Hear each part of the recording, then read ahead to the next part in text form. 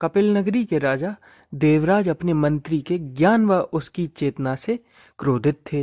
एक बार मंत्री के जन्मदिन समारोह के दौरान सब खुशी से झूम रहे थे। तभी सैनिक राजा का संदेश लेकर पहुंचा और बोला, आज शाम को मंत्री को फांसी दे दी जाएगी। यह सुनकर समारोह में उदासी छा गई।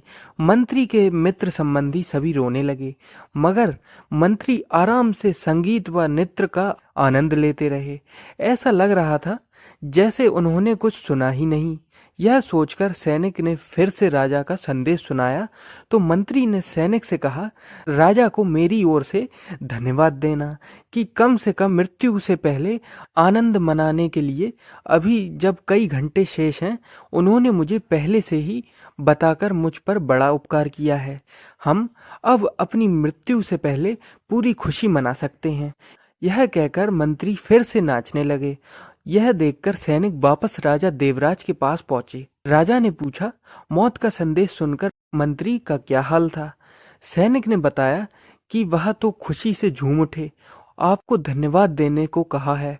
देवराज ने कल्पना तक नहीं की थी कि मौत की खबर पर कोई खुश हो सकता है। वह सच जानने के लिए मंत्री के घर पहुंचे तो उन्होंने देखा कि मंत्री खुशी से नाच गा रहे थे। राजा ने मंत्री से पूछा, आज शाम मौत है और तुम हंस रहे हो, गा रहे हो? मंत्री ने राजा को धन्यवाद दिया और कहा, इतने आनंद से मैं कभी भी नहीं भरा था।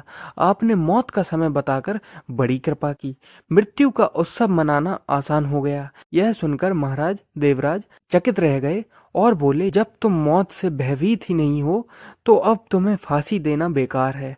आपने मुझे इतना समय दिया, इसके लिए धन्यवाद।